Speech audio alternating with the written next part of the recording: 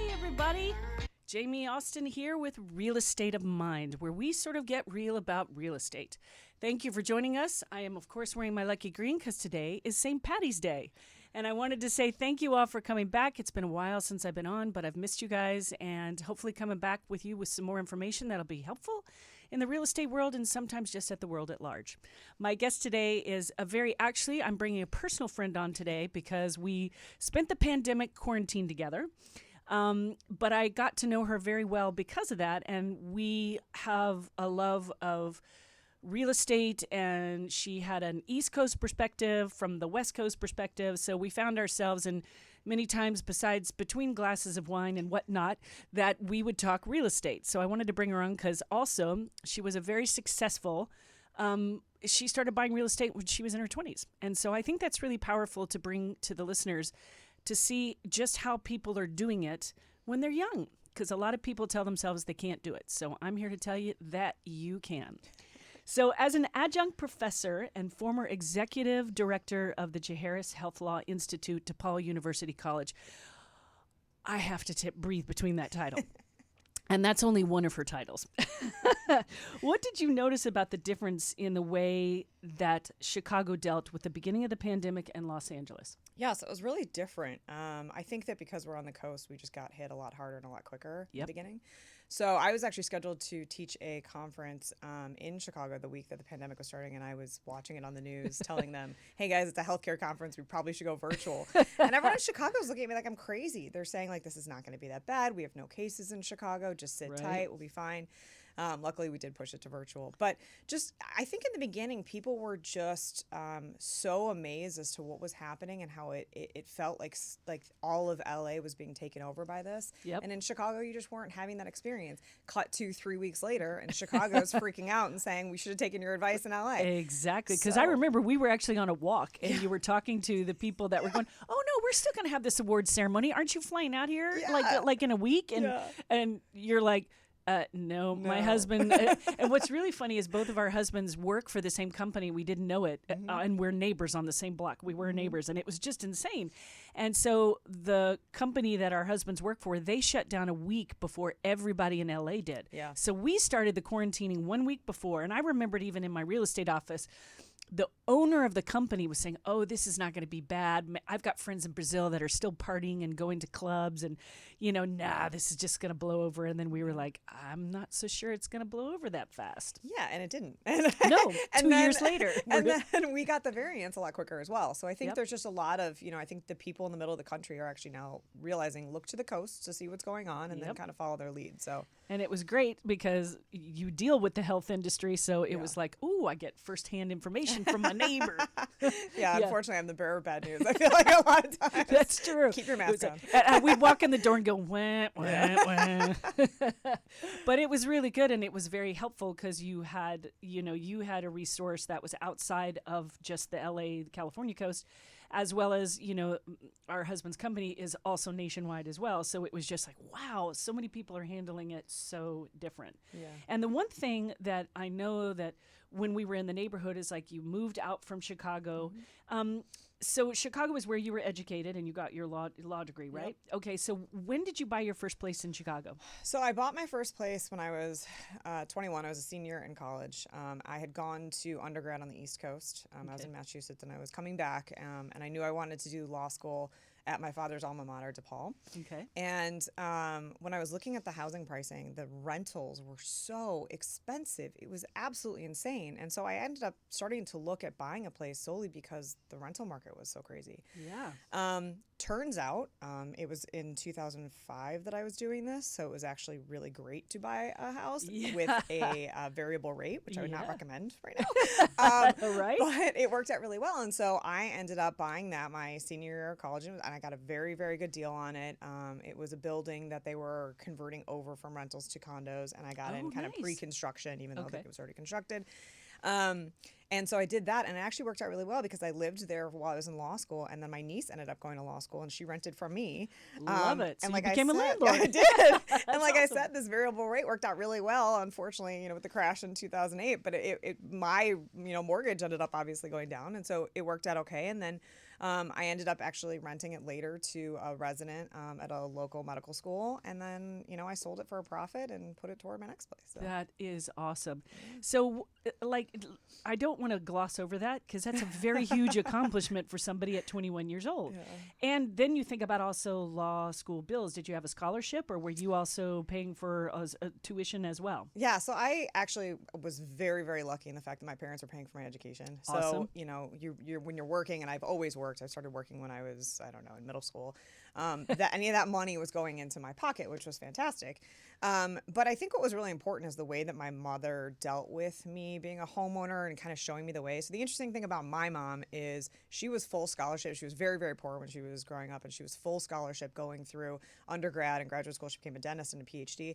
And she was actually taking out loans even though she was on scholarship and buying houses and flipping them when she was in her 20s. So whoa, I actually feel like I didn't do enough. But, you underachiever, you. I know. But she really wanted me to understand what it was like to be a homeowner, to be a female homeowner, to be able to be really proud of that, and also how to pay your bills. I know that sounds like a really strange thing, but when you're an undergraduate, they don't teach you how to do your taxes. They don't teach you how to pay bills. They don't really go through a lot of that. So just life lessons. That is really, really powerful because that's a lot of what the Real Estate of Mind podcast is about, is demystifying real estate and money and all the things that go with building your wealth through a real estate portfolio.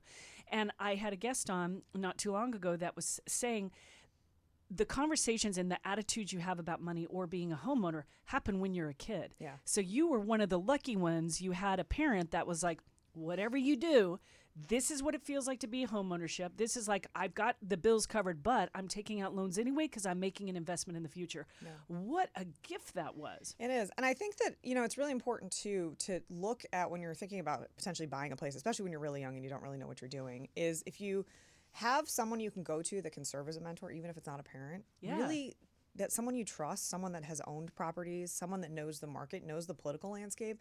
I mean, these are all things that, I really encourage people to buy their homes. I really don't like throwing money away with rent and all that. Absolutely. But that being said, the Chicago market is very different than the LA market. And so, before I moved here, we had a fantastic house in Chicago, and we sold it for pretty much what we bought it for because it's just kind of a stagnant market. Yeah. And there's a lot of room to grow where there isn't necessarily in LA. And so, your house is going to appreciate a lot more in the LA market, and so that might mean that you're going to spend a little bit more on a house, and you'll feel comfortable doing that. But those types of things are things that if you're in your 20s and you're buying your first home, you can do a lot of research. But having somebody that's maybe a little bit older, just more seasoned, or has owned properties, they can really be a helpful resource. We talked about that as well. Like, just it's how powerful it is to have a mentor, and you don't unless you had financial advisors in your family or a mom that was really a go-getter and really just sharp as a tack and just went we know for she's it. better. It's Okay, mama's better.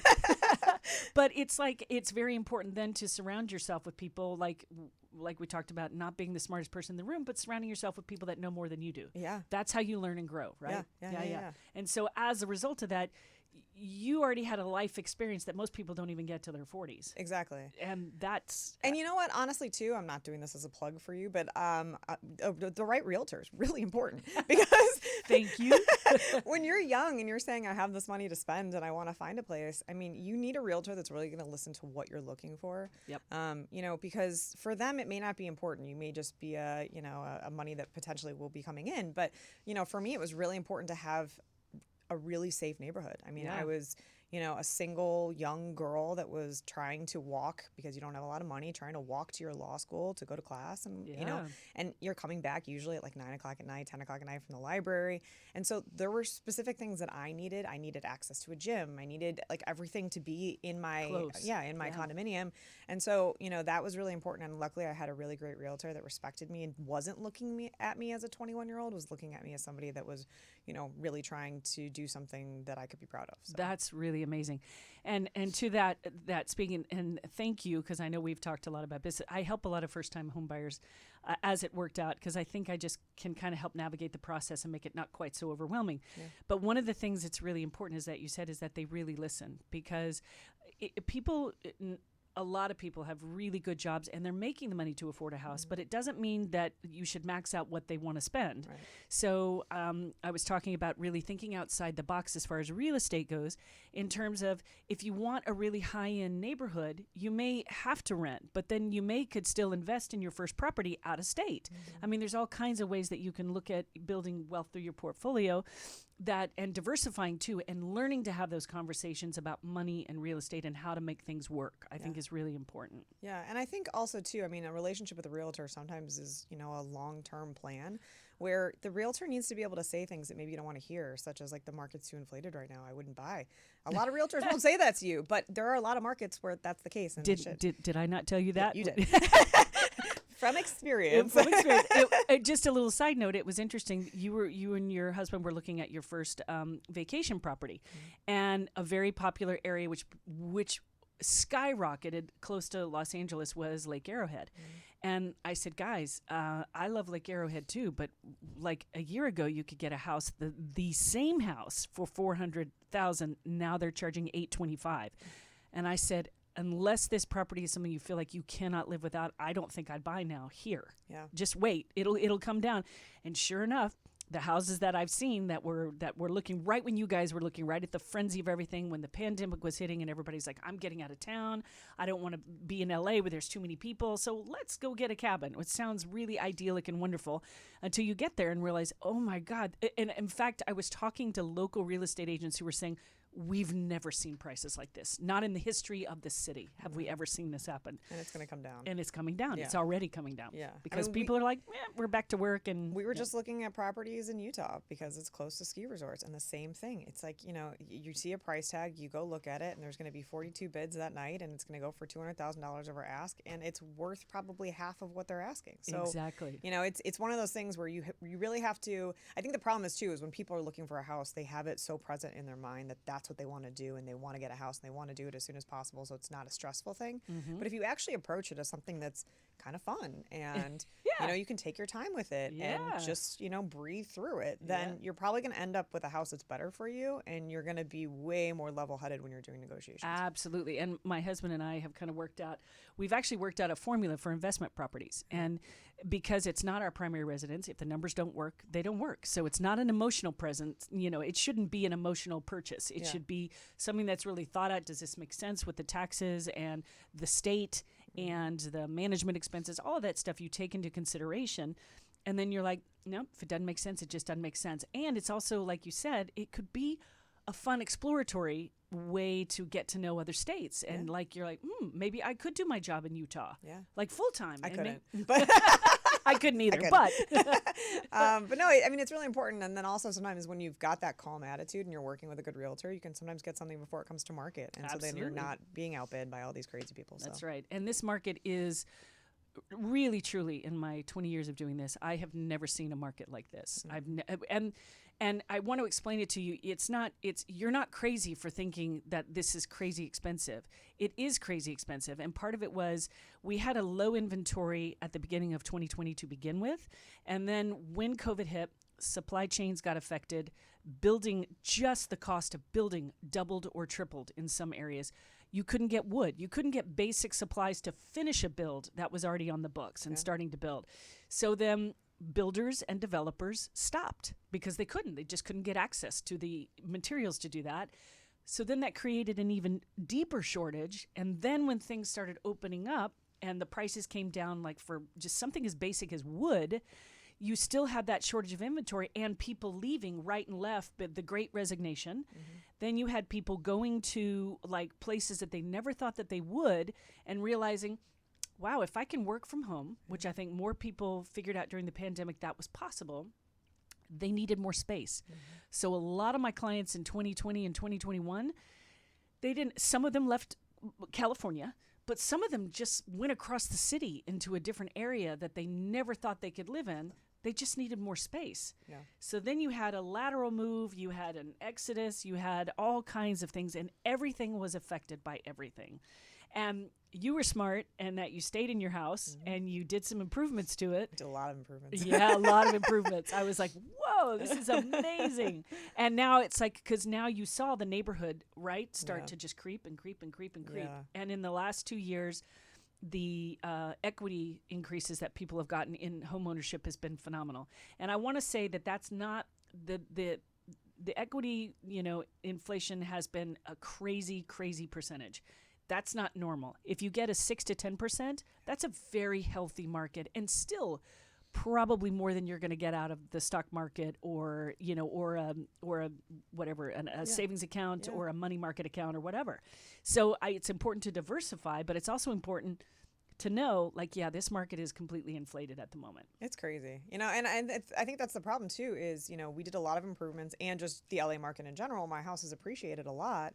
But I can't sell it because I can't buy anywhere. So, and that's I love my home, and that's my policy. That's why a lot of people chose to stay in their homes. Yeah. Also, if you had the right space, to stay in their homes and actually make improvements. Yeah. And I heard untold friends of mine, in New York City, that had tiny apartments, and suddenly they were like, you know what? I can't go anywhere right now. So I think what I'm going to do is I'm going to redecorate, put a new color on the wall, and just give my space a zhuzh. But also be smart about it. I mean, there were a lot of things. I mean, my husband, there were a lot of things he wanted to do where it was just for him. It was just something fun he wanted to do in the house, and he wanted to spend a lot on it. And, I always look at things as, can we resell this? And Absolutely. Is it going to add value? Absolutely. And if it's not going to, or if the price tag is higher than what we're going to get in the equity portion, then I not worth it. Put my foot down. So, it's really important to make those improvements, but also think about, even if you're not planning on selling in the next 5 years or so, just think about what's a buyer going to think of this. Absolutely. And the interesting thing, because, one of the things I have to renew my broker's license every 4 years.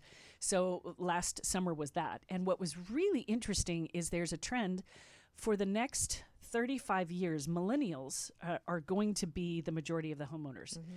And which is scary. But what's interesting? They don't want the big houses. Yeah. What they want is green, sustainability. They want proximity to walking, to having a walkable life or a skateboarding life or a biking life, more than they want to be out in the suburbs, which is really interesting. And they want smaller. They're happy to live in a smaller place for a shorter amount of time if they have the freedom to get on the road and move. You're going to see an explosion, my prediction is, of tiny homes, sustainable tiny homes all over the country, houses on wheels. It sounds crazy. I mean, in all honesty, during the pandemic, I went down the tiny home rabbit hole. Yeah. And it was like the tiny home rabbit hole was like, whoa, because we had talked about getting a compound and building tiny homes. And then you're like, it's sustainable. So as energy costs get higher, how to sort of live off the grid in a really smart way, right? Mm-hmm. I mean, it's fascinating to me. And younger people are doing it, and they don't need the fancy cars or the fancy houses. Yeah. So I think we're going to see a real change in wants and needs in the real estate market coming up. I think you're already seeing it in areas like Joshua Tree and whatnot. You're seeing all these container homes that are popping up, and they're creating more of what feels like glamping. Yeah. But it's really cool, and especially as a second home. I mean, I think that's maybe all you really need in a second home. Yeah. Especially if you're in an area where you can walk around and the mountains are behind you, or there's water or something that's really beautiful, and that's the reason that you're there. Absolutely. Asheville, North Carolina. Exactly. And they've got one. It's just outside. I think it's Sonoma County. Mm-hmm. They've got the first tiny home community in California that was built in Sonoma County. Yeah. And it's like, and people. Okay, so it's 1,000 square feet. Maybe I'd want to add another container, give me a little more space. But the fact is it's all, they've got walkways, they've got community events, they've got things so people belong and feel with a sense of community. But the cost is like, instead of $1 million, you spend $350,000 and you don't have to worry. Right. And I also think, though, that some of the young people don't have back pain yet, so they don't realize you need to be able to stand up in your master bedroom. That's true. So some of that needs to be dealt with. Absolutely, 110%. I'm at the age where I need a comfy master bedroom. Me too. It's fun for a weekend or so, but then I can deal with it for a weekend or not. Yeah. So I love that. What was the time like when? Because I just wanted to also the pandemic perspective. So all of that gets us down to, so you improved your home during the pandemic when we were shut down. And at the time, you had a full-time job as an attorney advisor to the federal government, fraud task force, adjunct professor at UIC Law. You were already working from home, correct? Yes. Okay. Yeah. And so not much in your world changed there, but what do you think? A lot of my world changed when my husband was also home. Oh, that's true. I forgot about that. There's another person in Are my you house. sure you need to be here like all the time? It's like, Yep. People had to learn how to live together again, didn't they? Yeah, I mean, for sure. And my husband traveled usually about 200,000 miles a year, so he was never home. Yeah. And we ended up getting a puppy during the pandemic as well, as you know. So now I have 2 dogs barking. I have my husband who's constantly hungry, and then there's me. And for some reason, I'm the one that works from home all the time, but I don't get an office to myself, and he gets the office. Yeah, I don't know what is going on in my house. I don't either. There's something wrong with that. There's something wrong with that. So I'm just at the dining room table, and so, I think what really is a difficult thing with that is that when you don't have a door you can close, if somebody comes to the door, if someone needs you, it's just all going through you. And I think at least with the couples that I know, this a lot of times falls on the woman. So I know a lot of my girlfriends are going through the same thing, and we didn't have children running around at home, which I can't even imagine what that was like during the pandemic. We had another neighbor though that we did quarantine with that did, and it was like suddenly, how do you handle 2 twins like at 4 and 5, and then an 11, 12-year-old, and suddenly the garage had to turn into a schoolroom? Yeah. I had so much compassion for people that had to do that. I mean, it was a insane. struggle, and I I feel badly for a lot of teachers, but I also know that there's a lot of parents that weren't getting a lot of direction and were trying to do their full-time job at the same time that they were teaching their kids. Absolutely. Which is not something you signed up for. No, that's a full-time job. There's a reason why you send them to school. That's a full-time job. Yeah. So. And that's an interesting point too, because it was, I think we now have a setup where at our house where we have 2 offices with doors that we can shut. Yeah. And then it's just interesting, the silly things like, oh my God, you're always here. And like, oh, I have to shut the door because I can hear your voice. And and then it's like 2 voices going at the same time. It has created a really interesting dynamic. And for some, and like you said, I do think that women they've kind of taken on the brunt because they're usually the caretakers for the kids. Yeah. And so it's like, that's why, I mean, statistically, more women left the workforce during the pandemic than men. Yeah. And we're still recovering from that. No, for sure. And, I think it's really finding that, I don't know, one of the things I started doing lately, which, I'm very type A and a go-getter and stuff, so meditation does not come naturally to me. But people told me I should try to incorporate it. And now that I live in LA, I'm like, sure, why not? I'll have avo toast and do a meditation session. But one of the things that I've been doing is going and sitting outside for 10 minutes in the sun and just meditating for a second. Yeah. And even if you're bad at it, which I generally am, just being able to like check in with yourself and just take a couple breaths away from your work, because I think with so many people working from home, I mean, I had gotten kind of used to it, but now with everybody working from home, we're working longer hours. Yep. We're not shutting down our computers and leaving them at the office. We're constantly on call. And so you have to build in those times for yourself to be able to right. Check in. Yeah, we one thing that I wasn't doing, but that my husband and I started doing, we would really try to meet for lunch. It doesn't always work out that way, but when we do meet for lunch, it's like then we usually try to take a walk, just a 20-minute walk outside. And what I found was I was like I would go into my office, my real estate office in LA, and then I was there all day long, and then would maybe run out for lunch, but a lot of times I brought my lunch too. So I was just always working, standing up, working.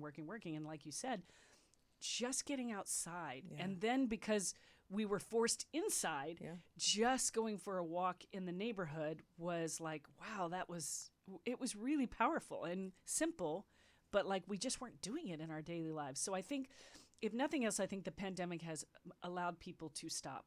And what was interesting with my husband's company is that actually his team proved that they were more effective working from home than they were having to go into the office every week. Yeah. So now that the pandemic is, I'm not saying we're still going to have to live with it. We're not out of the woods. We're not completely done with this. We are now having to, it's now an endemic where we're learning to live with it, right? So I think what they're finding out is they are now going back to the office 2 days a week and the rest at home, which I think is like, I think about also that my mind goes to also commercial real estate, like all the money spent on offices that people were in 5 days a week. And now they're just like, we don't need to be there 5 days a week. Yeah.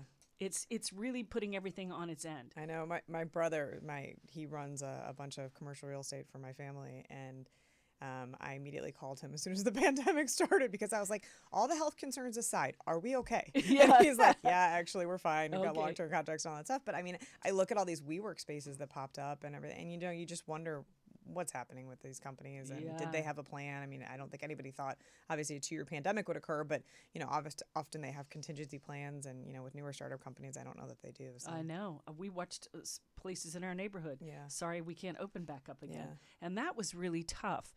And so because it was so interesting. It was like crazy parallels. On the one side, I was selling real estate in probably one of the hottest markets that I've ever seen because the demand was so high because the product and inventory was so low. That's what drives the prices. And at the same time, I just remembered, I mean, it was such a stressful panic thing to even just to try to get a client into a house to show them with the mask. And I was, my husband's best friend who I found their house, and they're so lovely. They had a brand new baby. I was freaked out about just showing them the house with the baby. And so they kept the baby in the car. All the things we had to do to reroute the way business was always done. The one thing I will say, though, is that, it used to be a market where you'd put it on the market, you'd have several open houses, and every looky-loo, Tom, Dick, and Harry would come into the open house, and they weren't really interested in buying. They weren't really, that's how it was. The one thing I will say that the pandemic sharpened was you couldn't get into a house unless you were a serious buyer. Yeah. You just flat out couldn't. You had to have, even to show a house, and even with my listings, I had to have proof of funds. I had to have, a PEAD, which was a coronavirus addendum, to even get into a house to see it. Mm-hmm. So there were so many changes to the industry as a whole. And now, just recently, we're heading back into the office. And I'm like, it feels very different. And you really realize efficiency isn't always about showing up to the office. Mm-hmm. So I'm combining. I have 2 offices, and then I'm working from home as well. So you just want to maximize everything that you're doing. Well, especially with LA traffic. I mean, I can't do any legal work when I'm sitting in traffic for an hour. And so it's a lot easier for me to work from home. But, I do miss some of the camaraderie that you got from being in the office. Absolutely. And, I do miss that type of aspect of being in a conference room with people and actually being able to engage in ideas. So I appreciate that there's a lot of online tools that you can use to kind of accomplish the same thing. But, I do think that we need to find a kind of a hybrid model that works for everyone. Absolutely. Where, you can stay at home, but also where you can wear pants, actually. I don't really like to wear pants. Where you can wear pants and everybody's like, I'm so done with Zoom. I'm just so tired of it. And I was like, wow, what an interesting. So it is sort of a hybrid. If I can't get to you, like now it's like, do I spend an hour in my car going to meet you face to face, or is it more effective having a Zoom call and then let's meeting when we're looking at your house, getting it ready to go on the market? Yeah, right? Exactly. Yeah. It's a hybrid for it. Well, and I think too, I mean, you talked about meeting your husband for lunch. My husband always finds me to make lunch, but I will say it's been kind of funny because we'll try to have lunch together and he'll look at me sometimes and just laugh at my outfit because I've got like joggers on with a sport coat and a necklace and earrings, so it's like totally different on the top versus the bottom. But we all have been guilty of that. We're all getting creative. It's fine. I'm comfortable on the bottom, but I look very professional on the top. Oh, that's hilarious. Yeah, and I think so you noticed that your real estate assets that you did have, though, just went up, right? And then you've decided to stay and make the investment because where do you go? Yeah. So because you were such one of those forward-thinking women and you were lucky enough to have a teacher as good as your mom. Yeah. So what pitfalls would you have young women avoid or address when starting early in investing in real estate? So I already brought up mentorship because I think that that's really important, and obviously getting a good realtor that is listening to you. But I think what's most important too is figuring out what your financial goals are, and really looking at why are you buying a house? Are you buying a house because you want somewhere that's safe that you can come home to, that you're starting to put some of your money into something like that as an asset? Or are you trying to make money off of this place? Are you using it for instance, in my situation, it was a 3-year degree. Was I going to sell it right afterwards? Was I planning to keep it? And those plans can change. But even just looking at the landscape for, 5 years from when you're purchasing, because that will dictate if you're going to, put any work into it. That'll dictate how much money you want to put into it. And what kind of work you put into it. And what kind of work. Yeah. And then I also think, and this is obviously life lessons post-2008, really look at your financials and be honest with yourself. Don't stretch to the point where, you're eating ramen in your now purchased home, you know, because you want to be able to have, you know, a quality of life as well. And so it's really just being honest with yourself, talking with whatever bank you're using, or, you know, figuring out where you're going to be, you know, pulling the funds for your investment, and just being really smart about not putting yourself in a bad situation, especially as a woman. I think that's really, really good advice. And there is sort of a common thread with some of the guests we've had on. Getting real about the conversation about money is probably one of the most powerful conversations you can ever learn to have. Not only is it with partners, but it's in business, like even starting a business. It's really important to surround yourself with people that are healthy about it, can talk about it, can advise you about it. And it's okay to not know, right? I mean, sometimes I think we get embarrassed because we don't know. So I don't know what questions to ask. But the truth of the matter is just asking questions puts yourself in a better position than most, because I feel like some people kind of pull back and they don't want to admit they don't know. Like they're like, I'm 30 years old. I should have bought a place by now. And shouldn't I know these questions? I don't really want to ask because then I'm going to look stupid. Exactly. I'd rather look stupid 100 times over and learn and not make the same mistakes again. Exactly. Yeah. And I think that especially when you're coming out of, you know, undergrad, for instance, if that's when you're buying your first home, you know, you have to be honest, you don't have the knowledge that you need to be doing that. I encourage you to do it if it's the right market. I encourage you to do it if you have the finances to be able to do so. Like I said, when I was looking at it, the rentals were so high, so I was going to be throwing away a lot more money than I ended up having to collect to put down. Absolutely. But, you know, really understanding that it's okay to ask questions and that people are not going to look at you when you're 21 years old or when you're 61 years old. Yeah. And they're not going to look at you like you're crazy if you're saying, I need help with this. I need to know, you know, what I should be doing and how I should be doing it. Because there are a lot of really educated people out there that this is what they do for a living, same as whatever you do. So, you know, obviously reach out, ask for help, you know, talk to your realtor, talk to your friend. It's really nice to have a realtor friend. Everyone should have one. But just being able to do that and really being honest with yourself, I think is crucial. Yeah. And what I would say, because one of the questions I had on here is, who do you think you got your inspiration to become a successful, educated early homeowner? And Mom is the best. She's one of those outstanding mothers. I love to hear stories about your mom. She just sounds like a firecracker, just like her daughter. Yeah, the apple did not fall far from the tree there, for sure. And any current plans to expand your portfolio? Yeah, so we're obviously looking at Utah, which is not something I ever thought would come out of my mouth. Utah's not a place I've ever been thinking about buying a house. But we really love skiing, and you know, we've been skiing a lot more lately, and Utah just has such great mountains. We've got some friends out there.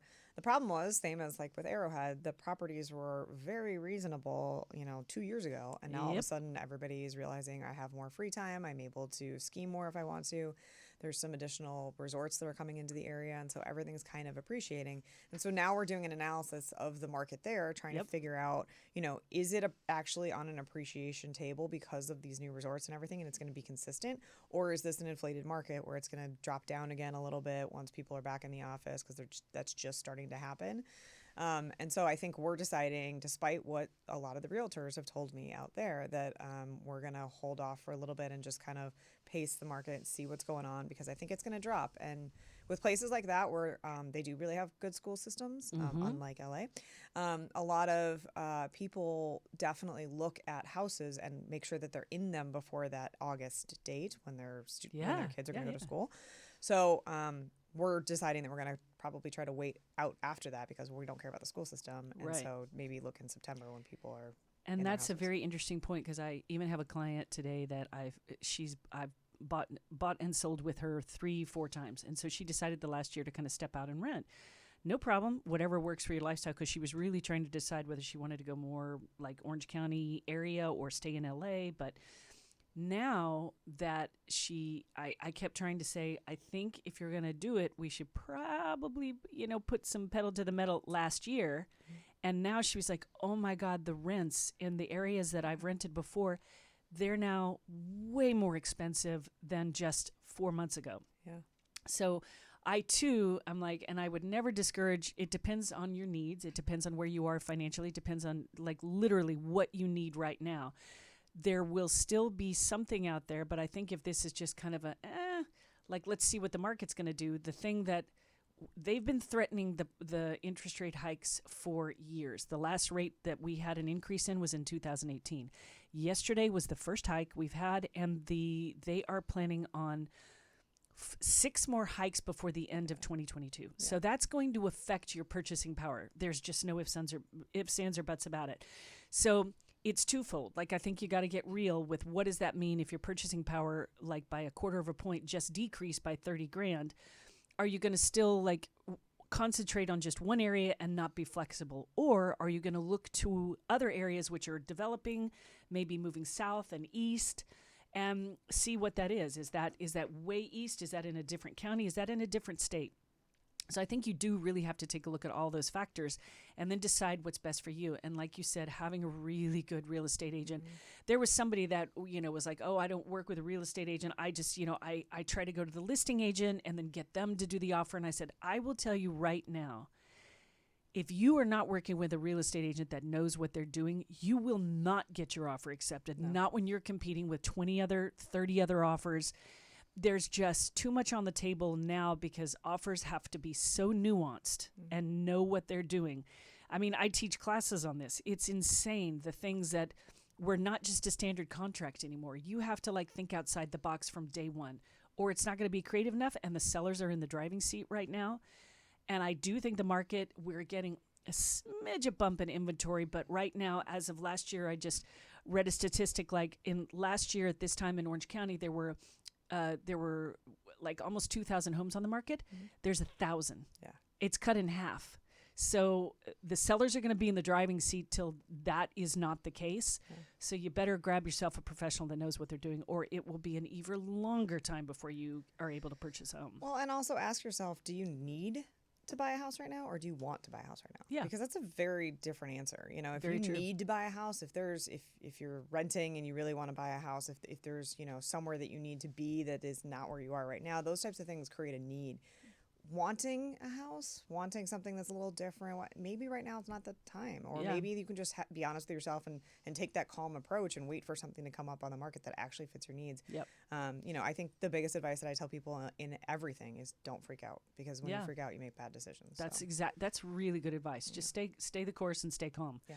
And I agree with you. It depends on really what your needs are. Like, wanting a house is nice, but you'd be buying in a very inflated market. If you want a vacation home in Lake Arrowhead, you'd be paying a lot more than I think you should be paying for it. And I was very honest about that. Which, if it's an investment, is not a good thing to be overpaying for in the front end. Exactly, because you have to put more down. It's a lot more complicated, and you have to fill it. Yeah. Like, you have to either, unless you're just going to leave it vacant, but then filling it becomes a whole other issue. Yeah. So what is one piece of advice? I love everything you've said, and it's so nice to have a perspective, even though I do know you very, very well. But it's also really just nice to meet powerhouse young women that have done so well. Yeah. And you're still in your 30s. Yeah. Yeah. Can't you tell? Yes, of course I can tell. Is my night cream working? And can you tell I'm not? No.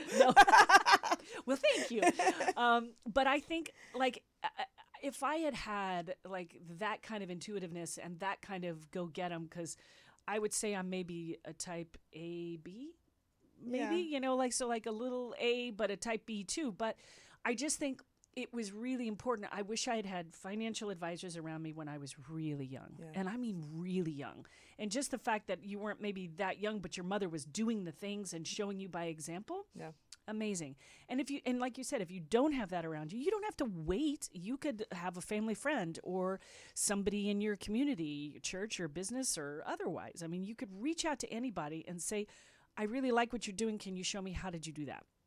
And a lot of people are really willing to share what they life experiences. It also makes people feel good just to be able to help other people. Yeah, for sure.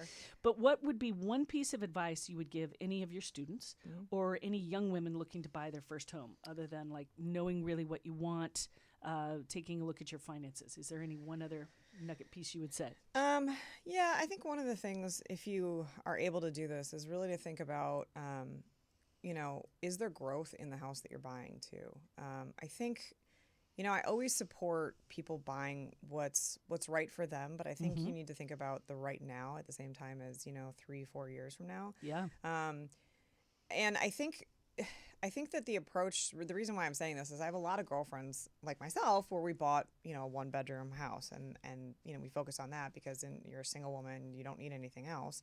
And that worked out really well for me, but I ended up increasing my budget a little bit because I decided I wanted to do the 1-bedroom deluxe. For me, that meant instead of having like a separate den, there was a huge open area, and I have a piano and I play piano, and I was able to put my piano in there. And that absolutely saved me during law school because I needed an outlet for something. And I was thinking about giving that up and just doing the 1-bedroom and just keeping myself, like on as tight of a budget as possible. But being able to, think about, okay, well, what do I need? Like looking at this house, what do I need to have in here? And for me, it was my piano. And then the reason why I'm saying that is that down the road too, for my niece had a dog. She needed some more open area and stuff. And so it actually worked out, just being able to think about that. Also thinking about, I have a lot of girlfriends that bought a place and then they got married, and you can definitely go and sell your house and put it towards something else. But they, in hindsight, said, well, I probably would have picked maybe a different location or something like that because I actually really liked my place, but I wasn't thinking about if there was somebody else in this property, down the road. So, those things are something that I think is really helpful to think about. I also think sometimes when it comes to young women in particular, if you want to buy a house solely so that you own a home and it's an investment and you're hopefully creating some equity that you're going to be able to take with you from that point on, be honest about that. That's fantastic. There's nothing wrong with that. Yeah. I think so many people think that when you're buying your first home, it's got to be this, beautiful, amazing place that you feel yourself at calm. No, you can buy a place and put some work into it. And I will my number one advice to people is you will be shocked how a different color of paint can change a place. Yeah. Because exactly. It's amazing to me. I've gone on a lot of house hunting with different girlfriends of mine and couples and stuff like that I know. Primarily because they think to bring somebody that's good at negotiations, which you're not negotiating in the house, so I don't know why that is. But I'm still happy to see properties. But I hear so many people all the time go, this is way too much work.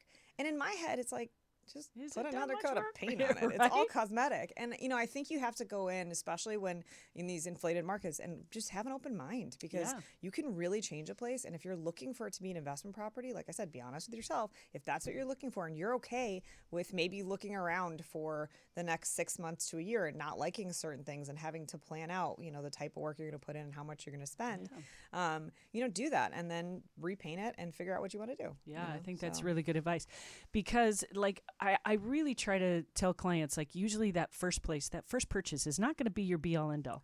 It's the stepping stone to it's the first place you got to start because then you build equity. Then you can take that equity into the next place. So it's a long game, and it's a very powerful thing when you think about it as a long game, because if you stay just in the now, then you might make a purchase or a decision that might not be good. Like obviously, I would say if you can afford a 2-bedroom, that's better than a 1-bedroom because that's easier for me to resell for you is a 2-bedroom. Yeah. Things like that. Ask advice. I'm happy to give it. Happy to help anybody out. So Kate, I know that it's not really about a show for you or whatever, but I thank you for being on here. You were wonderful, and you gave some you definitely have more chutzpah than most anybody I've ever known, which is why we fell in love with each other on the block during a crazy time. And how many nights we spent just kind of mulling over real estate and all kinds of things. It was kind of a really cool window in time that I'm not wishing back, but I was actually really grateful to have because it got us to be closer in a neighborhood where people could just be so busy with their daily lives that they just don't really stop and really get to know other people. Yeah, I think it got people talking again. I think there was a lot of just conversations that were, needed to be had, and there was a lot of substantive discourse that was occurring at the dinner table all of a sudden again. Absolutely. And, I think that, obviously it was a horrible period, but I think that there are a lot of beautiful things that came out of it, and, we need to just keep them in our lives now that we're super busy going back to the office. We still need to keep talking. I agree. So, and great, because I'll see you tomorrow night at the house. Well, this is Jamie Austin with Real Estate of Mind. Thank you so much, Kate, for coming and sharing your ideas. And thank you, everybody, for just stopping by. Hopefully, there's some piece, a tidbit that you can walk away with every show with the Real Estate of Mind. And I'm just grateful to be your host and grateful to be here with you. If you want to check me out, you can check me out on Facebook at The City of Angels and on Instagram, My City of Angels. And also, I've expanded the business into Orange County. So OC and me. Love everybody. Thank you so much for calling in. If there's anything you need or anything you want to hear about or even an idea for a topic of a show, don't be shy. And until next time, see ya. Jamie Austin and Real Estate of Mind.